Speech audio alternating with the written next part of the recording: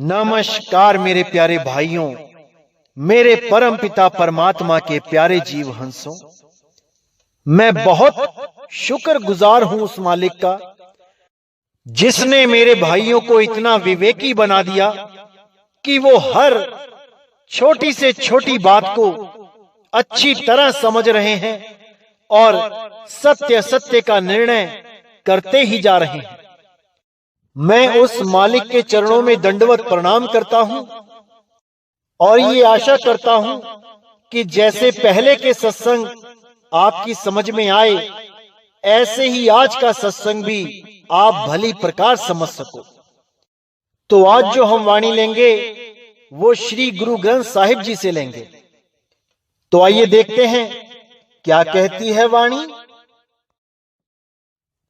बाहर ढूंढन ते छूट परे, गुर घर ही मां ही दिखाया था।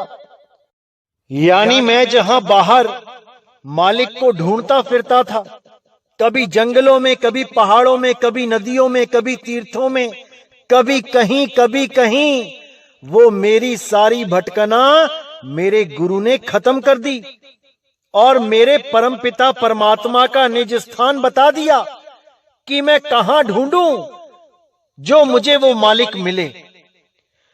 तो बाहर की जितनी दौड़ थी वो सब मेरे गुरु ने मेरी खत्म कर दी और कहां लेके आया मुझे? गुर घर ही मां ही दिखाया था। ये कौन सा घर है? ये मेरी देह है। इसी देह पे आना पड़ेगा, देह के अंदर नहीं जाना है, देह तक आना है, क्योंकि परमात्मा का वास देही के द्वारा ही पता लग सकता है। वो गुप्त भेद है कि मेरा मालिक कहां है। बड़े बड़े योगी, जपी तपी, सन्यासी उस परमात्मा को अपनी देह में ही ढूंढते रहे और देही के अंदर जितने चक्र होते हैं उन चक्रों की ही साधना करते हुए इस देह को छोड़ के चले गए। लेकिन परमात्मा देही में नहीं है, इसलिए उसकी खोज वो पूरी नहीं कर पाए। लेकिन हमें गुरु साहिबान बताते हैं कि वो परमात्मा आखिर है कहां ढूंढे उसे। तो कहते हैं, अनुभव अचरज रूप प्रभ पेखिया, मेरा मन छोड़ न कतहु जाया था। यानी उस अनुभव, उस अचरज रूप, उस परमात्मा का जो शब्द रूप है वही अचरज रूप है, क्योंकि वो ना तो देखने में आता है, ना बोलने में आता है, ना ही इन कानों के द्वारा उसको सुना जा सकता है। वो ऐसा अचरज रूप है जिसको प्राप्त करने से ये मन की दौड़ खत्म हो जाती है। इसीलिए बोला, मेरा मन छोड़ना कतहु जाया था। उस मालिक को, उस परमात्मा को छोड़ के मेरा मन कहीं और लगता ही नहीं है।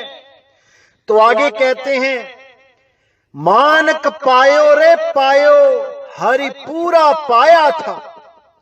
अब मानक का क्या मतलब है? यहां पे मानक का मतलब है ठहराव, यानी उसका भेद पता लग जाना। अब जब भेद पता लग गया, अब मन को ठहराव मिल गया। अब ये सूरत भागेगी नहीं, अब ये अपने निज स्थान को, अपने निज रूप को, अपने निज नाम को पहचान के ही रहेगी। जब गुरु के द्वारा सैन मिल जाती है तो परम ठहराव आ जाता है। इसीलिए बोला, मानक पायो रे पायो, हरि पूरा पाया था। जब गुरु के द्वारा सैन मिल गई, मानक मिल गया, तब हरि पूरा, यानी वो शब्द गुरु अब मिल ही जाएगा।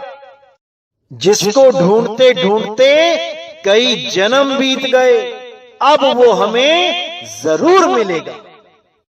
तो आगे कहते हैं, मोल या मोल न पाया जाई, कर कृपा गुरु दिवाया था।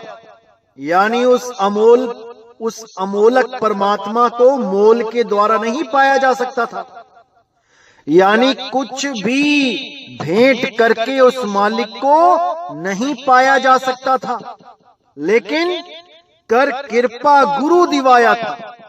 जब गुरु ने कृपा कर दी, उस भेद को बता दिया, तब वो मालिक जरूर मिलेगा। उसके बिना कोई रास्ता नहीं है। तो आगे कहते हैं, अधिष्टि अगोचर पार ब्रह्म मिली साधु वकत कथाया था। यानी जो अधिष्ट है, जो अगोचर है, जो देखने में नहीं आता, जिसको कोई जान नहीं सकता, वो पार ब्रह्म मिल साधु वकत कथाया था।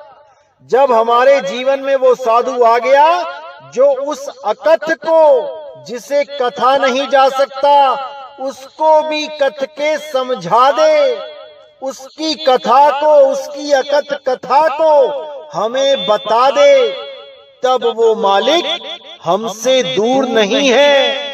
तब हम एक ना एक दिन उस परमात्मा को प्राप्त कर ही लेते हैं। उसकी जब दया हो जाती है, तब वो मालिक स्वयं ही उस जीव को चुन लेता है और उसको जन्म मरण से निकाल के सदा सदा के लिए मुक्त कर देता है।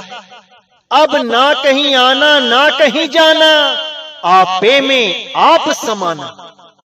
तो आगे कहते हैं, अनहद शब्द दसम द्वारे वजियो, तह अमृत नाम चुआया था। अब ये है मानक, ये है भेद, ये है मालिक को पाने का सही रास्ता। तो कहते हैं, अनहद शब्द दसम द्वारे वजियो, तह अमृत नाम चुआया था। वो अमृत नाम, वो ऐसा नाम जिसको प्राप्त करने पे अमृत यानी दोबारा मरा नहीं जाता। ये जीव उस अमृत नाम को, उस अनहद शब्द को प्राप्त कर लेता है जिसकी कोई हद नहीं। ये अनहद 5 तत्वों की धुन को नहीं बोला गया है, ये अनहद है जिसकी कोई हद नहीं, उसी को सार शब्द बोला जाता है। उसको प्राप्त करके ये जीव सदा सदा के लिए काल के जाल से निकल जाता है। अब बहुत से अज्ञानी जीव दूसरों को भ्रमित करने के लिए क्या कर देते हैं, ये दसम द्वार का निशाना ही गलत बता देते हैं। कोई त्रिकुटी में, इंगला पिंगला सुषमना में 10वां द्वार बता देता है, कोई हृदय को 10वां द्वार बता देता है, कोई नाभि को 10वां द्वार बता देता है। असल में इनको दसम द्वार का ज्ञान ही नहीं है। दसम द्वार गुप्त है, यानी 9 द्वारे खुले हैं, दिखाई देते हैं। पैदा होने से लेके अंत समय तक ये 9 दरवाजे प्रगट ही रहते हैं, लेकिन जो 10वां दरवाजा होता है, इसको गुप्त कर दिया जाता है। जैसे हमने कहीं पे धन से भरे हुए घड़े को गाड़ा जमीन में, तो वो हमें दिखाई दे रहा है, वो प्रगट है। लेकिन अगर हम उसको मिट्टी से ढक दें, तो घड़ा तो वही है जहां पे गाड़ा गया है, लेकिन वो गुप्त है क्योंकि ऊपर मिट्टी की परत आ गई। इसी प्रकार 10वां द्वार गुप्त कर दिया गया है। 10वां द्वार वही है जहां पे वो था, लेकिन उसको ऐसा ढक के गुप्त कर दिया गया कि अब किसी को खबर ना रही कि वो 10वां द्वार कहां है। अब कोई भेदी सतगुरु ही उस द्वार को समझा बुझा के, उस द्वार का भेद बता के, फिर उस शब्द को कैसे प्राप्त करना है, इस गुप्त विधि का भी भेद बता दे। तब समझ जाओ कि अब तुम्हें कोई नहीं रोक सकता। अब काल का जाल टूट ही जाना है। बस उस मालिक के चरणों में अपनी सूरत को लगाए रखो। एक ना एक दिन वो दयाल दया करेगा और आपको शब्द की अनुभूति जरूर होगी। तो आगे कहते हैं, तोटे नहीं मन तृष्णा बूझी, अखुट भंडार समाया था। चरण चरण चरण गुरु सेवे, अगड़ घड़ियों रस पाया था। यानी जब वो शब्द गुरु प्रकट हुआ, जब उसने अपनी अपार दया बरसाई, तब मेरे मन की सारी तृष्णा बुझ गई। और तब उस परमपिता परमात्मा उस शब्द गुरु के चरणों में मैंने जब सूरत को लगाया, तो उस अनघड़ को मैंने प्राप्त किया जिसे कोई घड़ नहीं सकता। उस रस को मैंने प्राप्त किया। तो आगे कहते, सहजे आवा सहजे जावा, सहजे मन खिलाया था। कह नानक भरम गुरु खोया, ता हरि महली महल पाया था। कहते सहजे आवा सहजे जावा, उस अवस्था को सहजता के द्वारा ही प्राप्त किया जा सकता है। जब आप पूर्ण सहज हो जाते हो, तब आप उस अवस्था में पहुंच जाते हो जहां पर सुख और दुख दोनों से ऊपर वो पूर्ण अवस्था बनती है। उसी को सहज बोला गया है। सहजे आवा सहजे जावा, सहजे मन खिलाया था। अब ये मन भी सहज हो जाता है। कह नानक भरम गुरु खोया, ता हरि महली महल पाया था। कहते हैं गुरु मिले तो मेरा भरमगढ़ टूट गया। कह नानक भरम गुरु खोया, गुरु की वजह से ये भरम खो गया, खत्म हो गया। ता हरि महली, तब जाके हरि का महल महल पाया था। यहां 2 बार महल लिखा है। क्यों?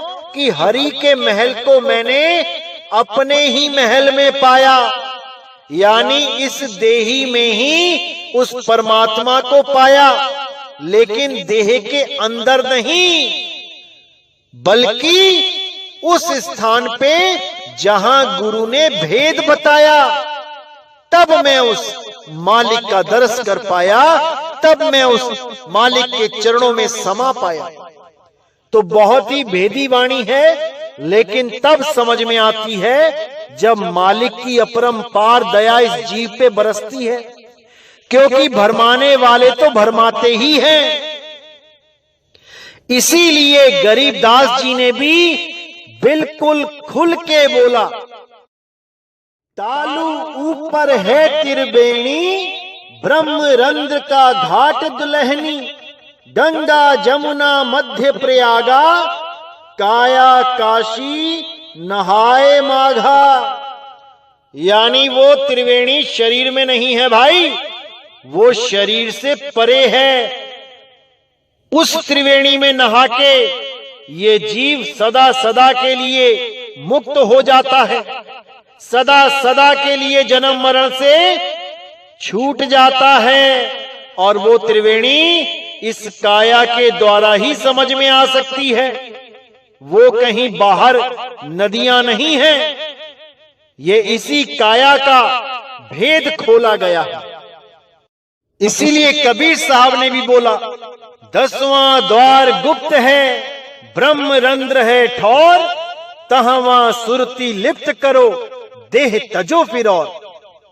कि जहां पे गुरु भेद बताते हैं उस सार शब्द का, वहां पे सूरत को स्थिर करो और उस अखंड शब्द से प्रीत करो, जिस पर मालिक की दया होगी। जिसको उस शब्द गुरु से मिलने का भेद पता लगेगा, बस वही उस मालिक से मिल पाएगा। अन्यथा कोई भी रास्ता नहीं है उस परमात्मा को पाने का। ना तो ये मंत्रों में, ना इन जंत्रों में, और ना ही इन तंत्रों में इतनी शक्ति है कि वो परमात्मा तक इस जीव को पहुंचा पाए। कभी नहीं पहुंचा सकता। ये जितने भी मंत्रों के सहारे परमात्मा को प्राप्त करने की बातें करते हैं, ये कभी भी आपको उस परमात्मा तक पहुंचने नहीं देंगे। क्योंकि इनका मकसद यही है कि इस जीव को इन्हीं मंत्रों में उलझा के रखा जाए। इसीलिए साहिब ने कहा, तंत्र मंत्र सब झूठ है, इनमें ना उलझे कोई, सार शब्द जाने बिना कागा हंस ना होए। इसीलिए मेरे भाइयों, अभी वक्त है, सार शब्द को जानो, सार शब्द को पहचानो। वो शब्द कोई लेने देने वाली चीज नहीं है, वो सबके पास है। सब घट मेरा साइया, सुनी सेज न कोई। अरे बलिहारी वा घट की, जिस घट प्रगट होए। तो मेरे मालिक की सदा दया बनी रहे आप लोगों पे, आप लोगों का विवेक ऐसे ही बढ़ता जाए और हर चीज आपको समझ में आने लग जाए। मैं बस मालिक से यही अरदास करता हूं और सदा यही विनती करता हूं उस बंदी छोड़ से कि इसी जन्म में उन सब भाइयों का कल्याण हो जाए जो इस दुनिया में वापस नहीं आना चाहते। तो इसी के साथ मैं आज का सत्संग समाप्त करता हूं और अगला सत्संग बहुत जल्दी आएगा। तब तक के लिए मुझे विदा करें। बोलिए सतगुरु बंदी छोड़ सतगुरु सत्य कबीर साहिब की सदा ही जय हो, सदा ही जय हो। मेरे मालिक की साहिब बंदगी सतना।